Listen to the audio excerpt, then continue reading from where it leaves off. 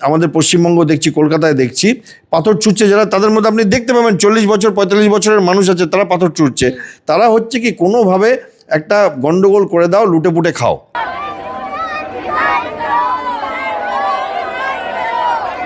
ভদ্রলোক রেজিগনেশন দিলেন, যার না ধর্মেন্দ্র প্রসাদ, যার মানছে, কালকে তো প্রধানমন্ত্রীর মানবে।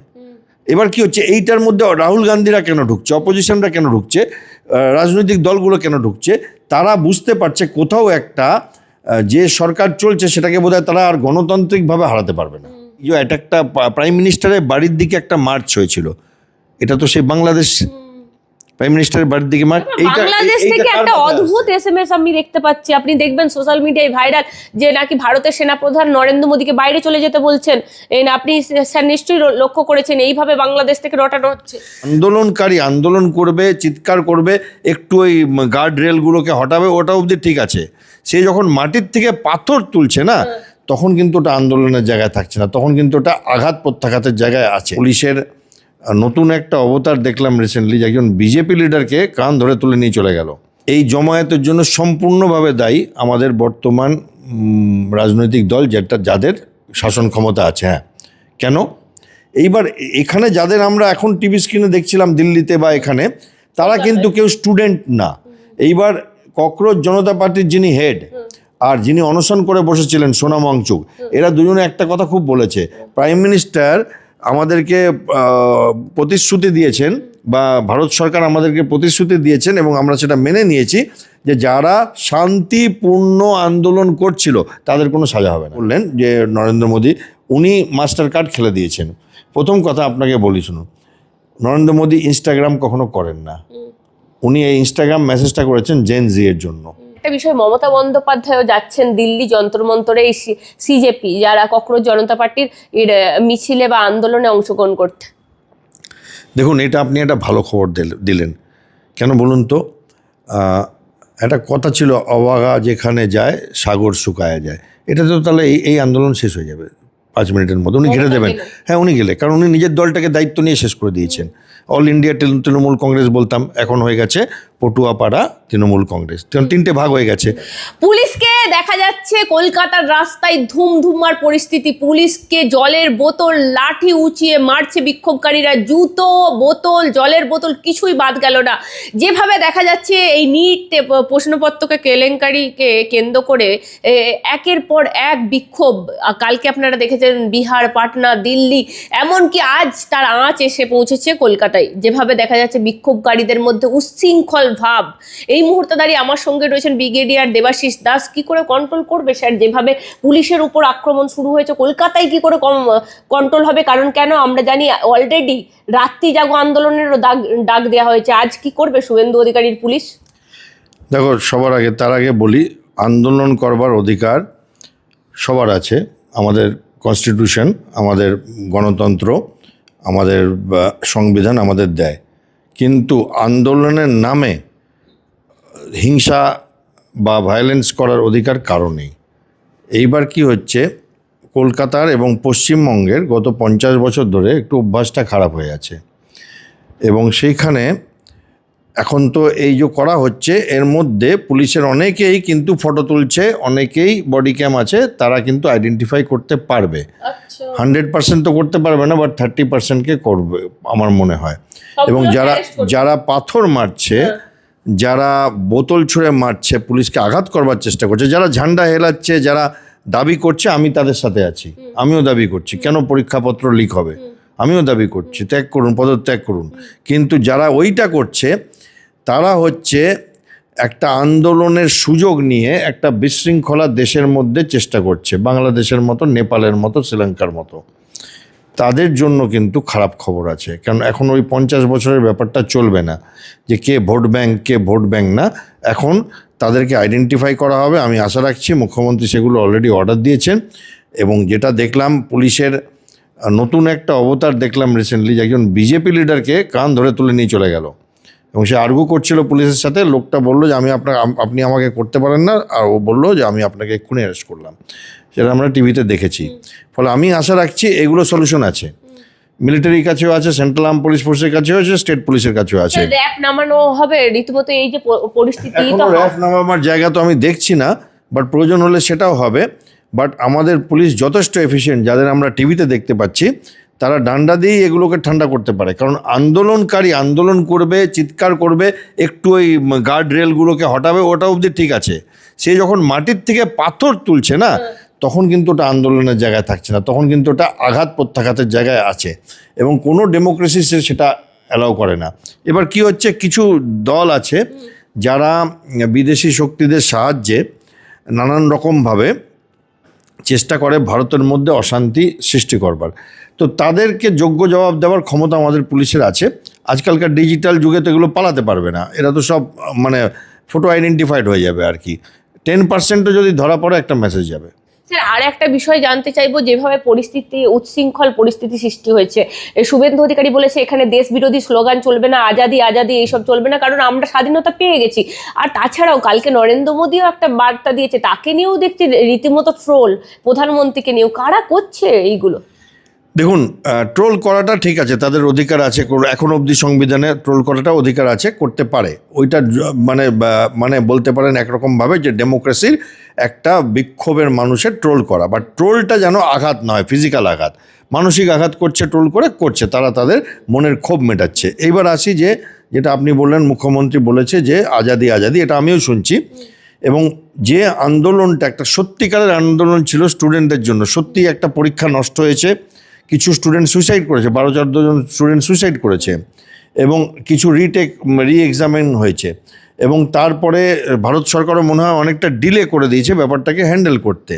কিন্তু তার সাথে ঢুকে পড়েছে এখন রাজনৈতিকবিদরা, আন্দোলনকারীরা, আর কিছু জানো তো সাধারণ ইউটিউবার যারা ভিউ করে, যারা কখনো জামা কাপড় খুলে নাচে, কখনো কি করে, অদ্ভুত অদ্ভুত ভিউ করে। দেখবে কখনো দেখি একজন মা তার বাচ্চাকে হাসপাতালে নিয়ে গেছে, সে বাচ্চা বাঁচবে কি মরবে না বুঝতে পারছি না, সে নাক দিয়ে নল, তার মধ্যে ভিউ করাচ্ছে, এই ভিডিও করছে।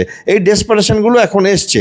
লোকে বাড়িতে কেউ মারা গেছে, সেই সাধ্যের ভিডিও করছে, কুকুর মারা গেলে, বন্ধু মারা গেলে সে ভিডিও করছে। তো এইখান থেকে কিছু লোক সেটাও করছে।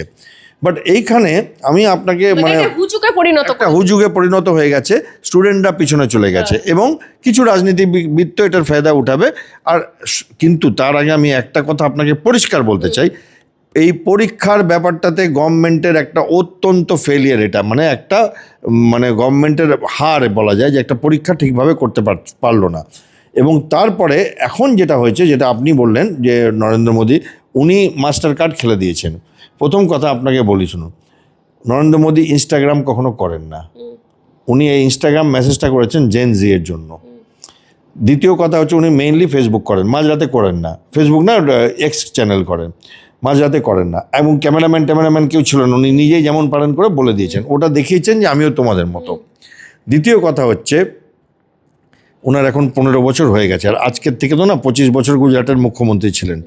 এবার আমাদের দেশের ওপর বহুভাবে অ্যাটাক আসছে, বাংলাদেশ, শ্রীলঙ্কা আর ইসের মতো করবার জন্য, নেপালের মতো, কিন্তু সাকসেসফুল হচ্ছে না। তার কারণ আমাদের দেশ অনেক বড়, এবং আমাদের দেশের শক্তি খুব বেশি এই সহ্য করবার এই অ্যাটাকগুলো। এবং উনি যেটা করেছেন এখন, আজকে যেটা দেখলাম, এই স্টুডেন্টদের সাথে ওনার 2 বড় বড় মন্ত্রী কথা বলেছে, স্টুডেন্টদের সাথে না, ককরোচ জনতা পার্টির সাথে। তারপরে দেখলাম যে স্টুডেন্টদের কম্পেনসেশন দেওয়ার কথা বলেছেন উনি, যারা মৃত্যু হয়েছে, প্লাস রি-এক্সাম তো করিয়ে দিচ্ছেন। তাতে তো ভারতীয় সেনাবাহিনীও নেমেছিল প্রশ্নপত্র নিয়ে যাওয়ার জন্য, এক জায়গার থেকে আরেক জায়গায় এয়ারফোর্স দিয়ে নিয়ে গেছিলেন। তো এইগুলো করার পরে কিছুটা ড্যামেজ কন্ট্রোল করা গেছে। এইবার এখানে যাদের আমরা এখন টিভি স্ক্রিনে দেখছিলাম দিল্লিতে বা এখানে, তারা কিন্তু কেউ স্টুডেন্ট না। এইবার ককরোচ জনতা পার্টির যিনি হেড আর যিনি অনশন করে বসেছিলেন সোনাম ওয়াংচুক, এরা দুজনে একটা কথা খুব বলেছে, প্রাইম মিনিস্টার আমাদেরকে প্রতিশ্রুতি দিয়েছেন, বা ভারত সরকার আমাদেরকে প্রতিশ্রুতি দিয়েছেন, এবং আমরা সেটা মেনে নিয়েছি, যে যারা শান্তিপূর্ণ আন্দোলন করছিল তাদের কোনো সাজা হবে না, মানে আন্দোলনকারীদের সাজা হবে না, কিন্তু যারা পাথর তুলছিল তাদের নিয়ে এরা কিছু বলেনি, কারণ সেটা কেউ মানতে পারবে না। দ্বিতীয় কথা, এই যে হাঙ্গামা আমরা টিভি স্ক্রিনে দেখছি, যে আমাদের পশ্চিমবঙ্গ দেখছি, কলকাতায় দেখছি, এরা কোথার থেকে এলো, এদের পয়সা কে দিচ্ছে আসবার জন্য, এবং এদের মধ্যে অনেকে জানেই না ব্যাপারটা কি হয়েছেটা কি, নিট এক্সাম কাকে বলে। পাথর ছুটছে যারা, তাদের মধ্যে আপনি দেখতে পাবেন 40 বছর 45 বছরের মানুষ আছে, তারা পাথর ছুটছে। তারা হচ্ছে কি কোনোভাবে একটা গন্ডগোল করে দাও, লুটে পুটে খাও। ভদ্রলোক রেজিগনেশন দিলেন, যার এনা ধর্মেন্দ্র প্রসাদ, যার মানছে, কালকে তো প্রধানমন্ত্রীর মানবে। এবার কি হচ্ছে, এইটার মধ্যে রাহুল গান্ধীরা কেন ঢুকছে, অপোজিশনরা কেন ঢুকছে, রাজনৈতিক দলগুলো কেন ঢুকছে? তারা বুঝতে পারছে কোথাও একটা যে সরকার চলছে সেটাকে বোধহয় তারা আর গণতান্ত্রিকভাবে হারাতে পারবে না। তাহলে কি হবে, গাইড জোরে আমরা হারিয়ে দেবো আর কি। নেপাল শ্রীলঙ্কা করে দাও, ঘেটে দাও, রাজনীতি বাংলাদেশ করে দাও, যে গায়ের জোরে সরকারকে ফেলে দাও, তারপরে লুটে পুটে দেশটাকে নষ্ট করে দাও। এবং আমি আপনাকে একটা প্রশ্ন করতে চাইছি, হ্যাঁ দেখুন, আপনিও তো একজন মানুষ, মানে আপনি একটা পত্রকার, আপনার লক্ষ লক্ষ দর্শক, সাংবাদিক হিসাবে, কিন্তু তাছাড়াও আপনি একটি ব্যক্তি মানুষ। আমি ব্যক্তি মানুষকে প্রশ্ন করতে চাইছি, আপনার চ্যানেলের দর্শকদেরও, সব সময় যখন সংসদে কোনো অধিবেশন হয় তার আগে কিছু আমাদের দেশের লোকেরা বিদেশ যায়, সেখান থেকে তারা কিছু লেখাপড়া কিছু শিখে আসে, কিছু টুলকিট নিয়ে আসে, এবং তারপরে কোনো না কোনো একটা আন্দোলন শুরু হয়। আপনি দেখবেন যেটাতে একটা দেশের একটা ত্রাহি ত্রাহি হয় এবং সংসদটা ঠিকভাবে চলতে পারে না। এইটা কেন হচ্ছে? এই সংসদে মনসুন সেশনে আমরা শুনতে পাচ্ছি যে FCRA বলছে, ফরেন কারেন্সি রেগুলেশন অ্যাক্ট, যে বিদেশ থেকে অনেক পয়সা আসে কিছু এনজিওর নামে। এই সোনামঞ্চিকরও একটা এনজিও ছিল, তার FCRA বন্ধ করে দেওয়া হয়েছে। এবং এরকম বহু আছে এনজিও যারা আপাত দৃষ্টিতে ভালো কাজ করছে, গরিবদের খেতে দিচ্ছে, কিন্তু পরে দেখা যায় তারা ধর্ম চেঞ্জও করছে। এবং আমি ইসলাম ধর্মের কথা বলছি না। এবং এরা আরও বড় খেলে। আপনি দেখেছিলেন একজন ভদ্রলোক এসেছিল, রুবিও বলে, আমেরিকার থেকে। তিনি এলেন কলকাতাতে। কেন এলেন? তিনি এসে ওই আমাদের মাদার হাউসে গেলেন, এবং তার দুজন নান ছিল, তারা আমাদের ভূতপূর্ব মুখ্যমন্ত্রী, তার বাড়িতেও গিয়েছিল। পরে ওরাই ঘুরছিল। আমি আপনার চ্যানেলেও প্রশ্ন করছিলাম যে ওরা কেন ঘুরছিল, অন্যান্য চ্যানেলেও বলেছি যে ওদের কি কারণ। এই FCRAটা আমেরিকাতে যাতে বন্ধ না হয়, ওই দেশগুলো থেকে আপ্রাণ চেষ্টা করছে। এবং আমেরিকার যে দুটো মেইন পার্টি, রিপাবলিকান ডেমোক্র্যাট, এরা এই ব্যাপারে একদম দুজনে সহমত হয়ে গেছে।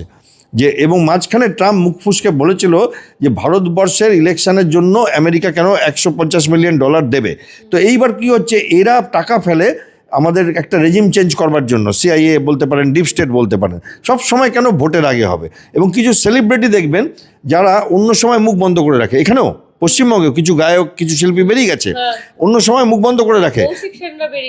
অনেকেই বেরিয়েছে, আবার তার মধ্যে কিছু দেখলাম ডিগবাজি মেরে উল্টো দিকে চলে গেছে। তার মানে তারা বিপদ বুঝতে পারছে যে তারা এবার ফাঁসবে।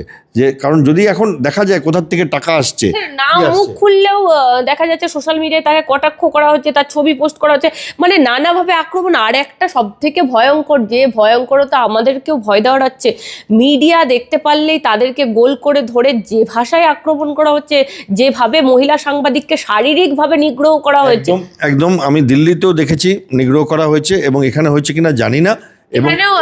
এখানেও ABP আনন্দের সাংবাদিকদেরকে নিগ্রহ। তো এইটা তো একটা ভীষণ ভীষণ খারাপ ট্রেন্ড। এবং এই ট্রেন্ডটা এখন আমি অতটা চিন্তায় নেই। কেন বলুন তো? কারণ এখন সরকারটাই অন্যরকম আছে, পুলিশ এখন একটু পুলিশগিরি করতে পারবে, এবং এইগুলো কোনো বড় ব্যাপার না। এই মব, শুভেন্দু অধিকারী মুখ্যমন্ত্রী, পুলিশ মন্ত্রী হিসেবে তার কাছে কিছু ব্যাপার না আমার মনে হয় না। আমি যা ওনার হারকাত দেখছি গত 1.5 মাস 2 মাস ধরে, আমার মনে হয় এই চ্যালেঞ্জগুলো উনি খুব ইজিলি নিয়ে নেবেন। এবং আজকালকার ডিজিটাল যুগে, আর এখন যে আইনগুলো এসছে, পরপর অনেক আইন সেন্ট্রাল গভর্নমেন্টেরও এবং আমাদের স্টেটেও এসছে, গুন্ডা দমন অ্যাক্ট হয়েছে, আমার মনে হয় এগুলোকে কন্ট্রোল করা যাবে। এবং এরপরে লোক আস্তে আস্তে এই আন্দোলনের নামে মানুষ মারা, আন্দোলনের নামে বাস জ্বালানো, আন্দোলনের নামে ঢিল মারা পুলিশকে, এইগুলো করা বন্ধ করে দেবে। কারণ আমি কিন্তু আন্দোলনের সাথে আছি। আমি মনে করি সেন্ট্রাল গভর্নমেন্টের একটা বড় ভুল হয়েছে। আমি মনে করি ছাত্রদের পুরো অধিকার আছে তাদের দাবি করবার, তাদের পুরো অধিকার আছে মুখ্যমন্ত্রী, প্রধানমন্ত্রী সবার কাছে ক্ষোভ জানাবার, এবং তাদের একটা অংশের মানে সম্পূর্ণ অধিকার আছে দেশের মানুষের কাছ থেকে জবাব দিয়ে চাওয়ার, দেশের সরকারের থেকে। কিন্তু কখনোই তাদের অধিকার নেই পাথর তুলে পুলিশকে মারবার। স্যার, আর একটা বিষয়, মমতা বন্দ্যোপাধ্যায়ও যাচ্ছেন দিল্লি যন্তর মন্তরে এই CJP, যারা ককরোচ জনতা পার্টির মিছিলে বা আন্দোলনে অংশগ্রহণ করতে। দেখুন, এটা আপনি একটা ভালো খবর দিলেন। কেন বলুন তো? একটা কথা ছিল, অবাগা যেখানে যায় সাগর শুকায়া যায়। এটা তো তাহলে এই আন্দোলন শেষ হয়ে যাবে 5 মিনিটের মধ্যে। উনি ঘিরে দেবেন। হ্যাঁ, উনি গেলে, কারণ উনি নিজের দলটাকে দায়িত্ব নিয়ে শেষ করে দিয়েছেন। অল ইন্ডিয়া তৃণমূল কংগ্রেস বলতাম, এখন হয়ে গেছে পটুয়াপাড়া তৃণমূল কংগ্রেস, কারণ 3টে ভাগ হয়ে গেছে। ওরা 3 জায়গায় 21শে জুলাই করেছে, আপনারাও দেখেছেন কীরকম অবস্থা। তো এটা ভালো কথা যে দেখুন, একটা হয় না যে যখন কোনো একটা লাশ দেখা যায় আকাশে শকুনটা ঘোরে, তো রাজনৈতিক পার্টিরা করবে, তারা অপোজিশন, তাদের এটা তাদের নেশা, এটা তাদের পেশা।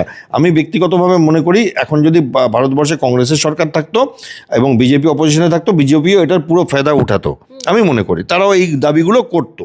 কিন্তু বিদেশের শক্তির সাথে মিলে মানে ঘেঁটে দেওয়া আমাদের পার্লামেন্টকে, এই যে একটা প্রাইম মিনিস্টারের বাড়ির দিকে একটা মার্চ হয়েছিল, এটা তো সেই বাংলাদেশ প্রাইম মিনিস্টারের বাড়ির দিকে মার্চ।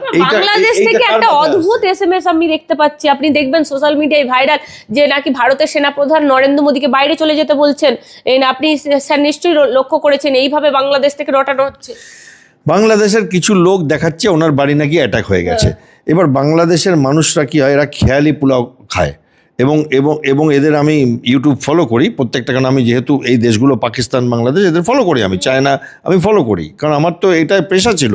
তো এইবার কী হচ্ছে যে বাংলাদেশে ওরা খেয়ালি পোলাও খায় এবং ওরা খুব খুশি হয় যে আজকে খেয়ালি পোলাও খেলাম। আর খেয়ালি পোলাওতে ঘি কেন কম ঢালবে, ওরা তো বলছে নরেন্দ্র মোদী দেশ ছেড়ে পালিয়ে গেছে। হ্যাঁ, তো ওইটা বলুক, বাট আমার যেটা খারাপ লাগছে যে আমাদের অপোজিশন লিডাররা প্রাইম মিনিস্টারের বাড়ির দিকে এগাচ্ছিলেন, এইটা কেন? এটা কোন মুখ্যমন্ত্রী? প্রাক্তন মুখ্যমন্ত্রী, যিনি কোনো মুখ্যমন্ত্রী না, কোনো এমএলএও না, একজন সাধারণ মানুষের কথা বলছেন, ঠিক আছে? তো আমার মনে হয় ওটা এখন আর ধরবার দরকার নেই। তিনি শোকগ্রস্ত, আর না তিনি শোকগ্রস্ত আর ধৃতরাষ্ট্রের মতো মোহগ্রস্ত, ওনার জন্য পুরো কৌরব বংশ ধ্বংস হচ্ছে। আর একটা বিষয় জানতে চাইবো, এই যে এত বিপুল অঙ্কের কলকাতায় জমায়েত, মানে একদিনের মধ্যে তো আমরা শুধু যদি বাম সংগঠনের ডাকে এই এত জমায়েত কোথা থেকে, মানে এইটা কলকাতায় আমরা যেভাবে দেখতে পাচ্ছি, এই জমায়েত তো আমরা এর আগে দেখিনি, লক্ষ্য করিনি, কোনো পার্টির হয়ে তো লক্ষ্য করিনি। এইবার আমি একটা কথা বলবো, তাতে হয়তো এখন যারা শাসক দল আছে পশ্চিমবঙ্গে তাদের ভালো লাগবে না, বা এটা বলতেই হবে, কারণ আমি মেইন স্ট্রিম মিডিয়াতে বলেছিলাম, এই জমায়েতের জন্য সম্পূর্ণভাবে দায়ী আমাদের বর্তমান রাজনৈতিক দল, যাদের শাসন ক্ষমতা আছে। হ্যাঁ, কেন? এরা যেদিন ভোটে জিতেছে তখনও মানে হাত শুকায়নি ইলেকশনের, সেদিনকে ধরে ধরে সিপিএমের অফিসগুলো, পার্টিগুলো ফেরত দিচ্ছিল।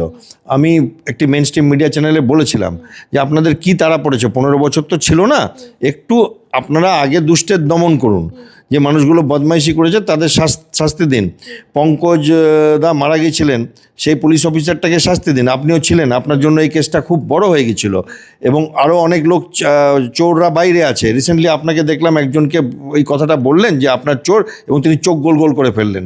তো এদের শাস্তি দিন। আমি বলেছিলাম আপনারা সিপিএমের পার্টি অফিস হ্যান্ড ওভার করছেন কেন প্রথম দিন থেকে, বলেছিলাম আমি মেইন স্ট্রিম মিডিয়াতে, এবং সেইখানে আমার মনে হয় তারা যত বদান্যতা দেখাবে তো তারা তাদের সেই সাজাটা পাবে, কারণ কিছু রাজনৈতিক পতাকায় ভরে গেছে।